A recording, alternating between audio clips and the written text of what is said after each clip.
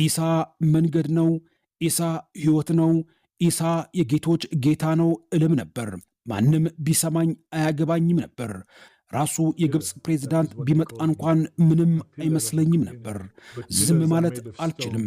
እውነቱን አይቼዋለሁ። ሕይወትን አግኝቼው ነበር። ሐኪሞቹ ወዲያውኑ ማደንዘዣ ወጉኝ። ሰውነቴ ትንሽ ቀዝቀዝ እንዲልና ድካም እንዲሰማኝ አደረጉኝ። ልቤ ግን እጅግ በጣም በከባድ ሁኔታ እየመታ ነበር። አይኖቼ ፍጥጥ ብለዋል። ፋጢማን ዞር ብዬ ተመለከትኳት። አልጋ ላይ ቁጭ ብላ ደንግጣ ትመለከተኝ ነበር። እጅግ በጣም በፍርሃትና በድንጋጤም ታየኛለች። ይህንን አመለካከቷን አውቀዋለሁ። ታምሜ ስለነበር ሳይሆን ይልቁንስ ባወራሁት ነገር ደንግጣ ነበር የምትመለከተኝ። ኢሳ አምላኬ፣ ኢሳ በር ነው፣ ኢየሱስ አምላክ ነው በማለት የነበር በግርምትና በግራ መጋባት የምትመለከተኝ። ስለ ሃይማኖት ጉዳይ በደንብ አድርጋ ፋጢማ ታውቃለች። ምን ብዬ እንደተናገርኩም ገብቷታል። ኢሳን እንደ ነቢይ ሳይሆን ልክ እንደ አምላክ እንደጠራሁት ገብቷታል። ለእሷ ይህ ማለት ልክ አምላክ ላይ አፍን እንደ መክፈትና እንደ መሳደብ ነበር የምትመለከተው።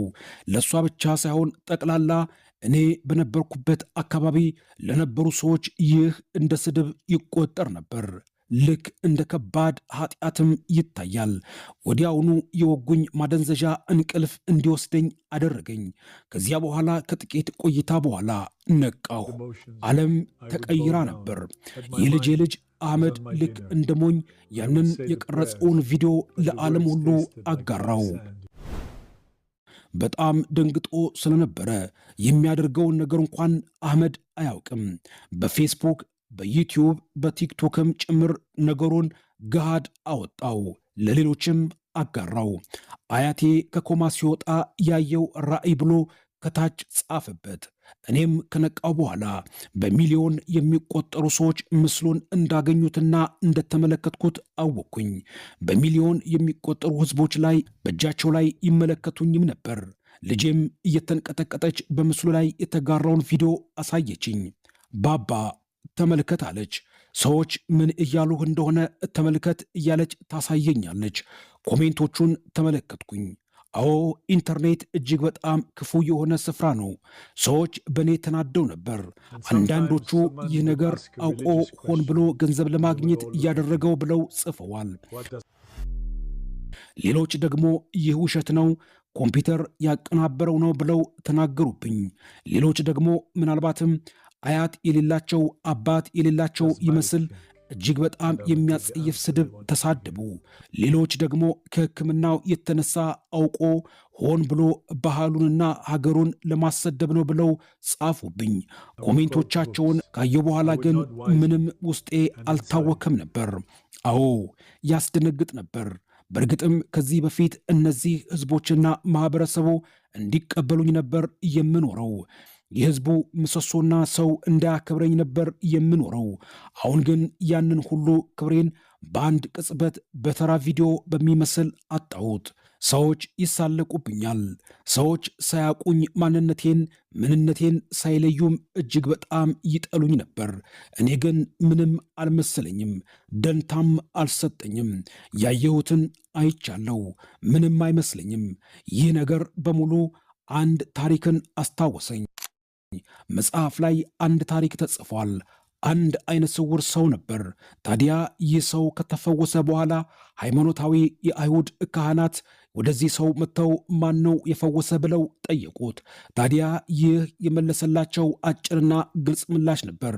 ይኸውላችሁ አንድ ነገር አውቃለሁ፣ አላይም ነበር፣ አሁን ግን አያለሁ አላቸው። ይህ ሰው እኔ ነበርኩኝ። ልክ እንደዚህ ሰው እውር ሆኜ ለብዙ ዓመታት ነው ያለሁት። አሁን ግን ማየት ችያለሁ። ከዛ ከሆስፒታሉ በኋላ የነበሩት ጥቂት ሳምንታቶች እጅግ በጣም ከባድ ነበሩ። ከሆስፒታል ወደ ቤቴ ከተመለስኩኝ በኋላ አየሩም ትንሽ ከብዶኝ ነበር። የገዛ ባለቤቴ ያቺ የምትወደኝና የምታበረታታኝ ፋጢማ ከዳችኝ። አይኖቼን እንኳን ማየት አልፈለገችም። ምናልባት ሻይ ልታቀርብልኝ፣ የምበላውን ልታዘጋጅልኝ ትችላለች። ነገር ግን አይኖቼን አትመለከትም። ልቧ እጅግ በጣም ተሰብሮ ነበር። ምናልባትም ወደ ሲኦል የሚሄድ መስሏት፣ ባለቤቷን ለዘላለም ያጣች መስሏት የምታየው እይታ ያ በራሱ ህመም አለው። የእሷ ሐዘንና ህመም ማየት ያን እኔ ከደረሰብኝ የልብ ድካም የበለጠ ያማል። ጎረቤቶቼና የመንደሩ ሰዎች የኔን ምክር ለመጠየቅ ወደ እኔ መምጣት አቆሙ። ወደ ገበያ ስፍራ ሲሄድ ሰዎች ጀርባቸውን ያዞሩብኝ ጀመር። አንዳንድ ጊዜ እያየኋቸው ስለ እኔ ያወራሉ። እዩት፣ እብዱ ሽማግሌ መጣ ይሉኛል። የመስጊዱን ቁልፎች እንዳስረክባቸው ተነገረኝ። ሲቀበሉኝ ግን ምናልባት በአየር ላይ ስለተሰራጨው ቪዲዮ ነው ብለው ሳይሆን ማሊክ አንተ አሁን በጣም ታማሃል፣ እረፍት ያስፈልግሃል።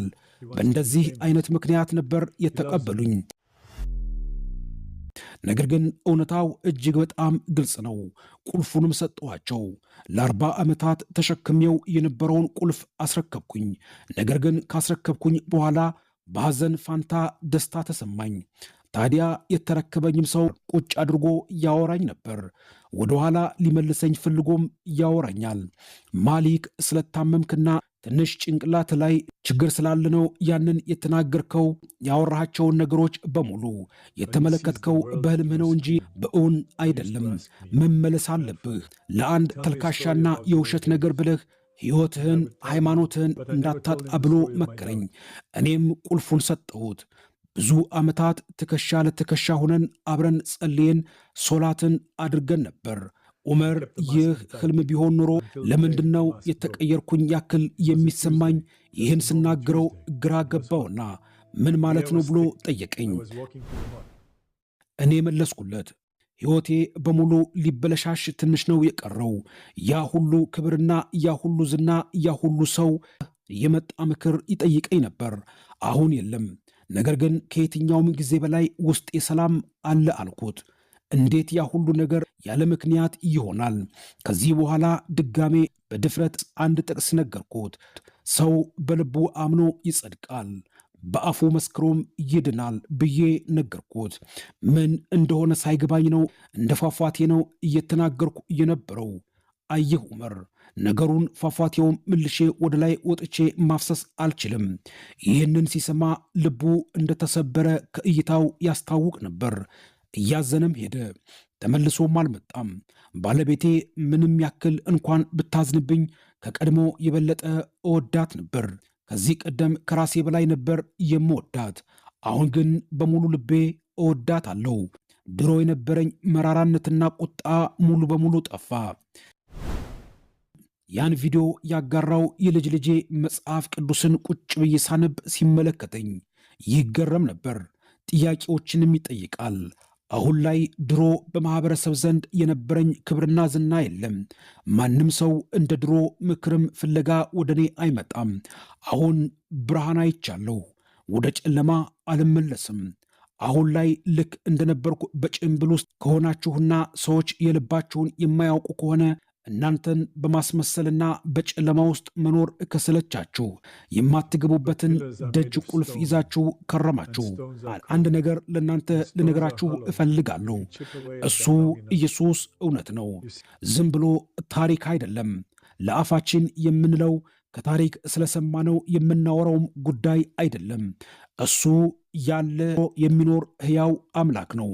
ኮማ ውስጥ ተኝቼ በችግር ውስጥ በነበርኩበት ሰዓት በባዶ ተገናኘቸውም እኔ ይቅር ልባል የማልገባውን ይቅር አለኝ። እንደኔ አስመሳይና ግብዝ የሆነ ሽማግሌን ይቅር ማለት ከቻለ ማንንም ይቅር ማለት ይችላል። እናንተን ይቅር ይላችኋል። ወደዚህ እንጀራ ወደ ሆነው ኢየሱስ ክርስቶስ ኑ። እጆቹን ዘርግቶ ይቀበላችኋል። ውድ